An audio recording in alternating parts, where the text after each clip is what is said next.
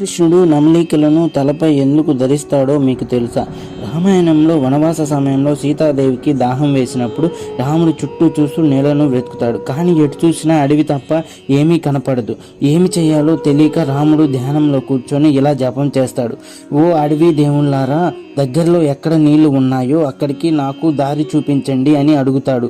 అప్పుడు ఒక నెమలి అక్కడకు వచ్చి రాముడితో ఇలా అంటుంది, నా వెనకాలే రండి, ఈ ప్రక్కన ఒక పెద్ద నది ఉంది, నేను మీకు దారి చూపిస్తాను అని చెబుతుంది. కానీ ఈ మార్గం చాలా కష్టంగా ఉంటుంది. ఒకసారి కన్ను మూసి తెరిసేలోపే నేను ఎటువైపు వెళ్తున్నానో మీరు కనుక్కోలేరు. అందుకే నేను కొద్ది దూరంలో నా ఈకలను వదులుతాను, మీరు వాటిని అనుసరిస్తూ నా వెనకాలే రండి అంటుంది. నెమలి ఎప్పుడు తన ఈకలను తన కోసం వదలదు. అలా నెమలి తన ఈకలను వదిలేసిందంటే అది త్వరలోనే చనిపోతుందని అర్థం. అలా రాముడికి దారి చూపించి నెమలి నీళ్ళ దగ్గరకు చేరుకోగానే అక్కడే క్రింద పడి చనిపోతుంది.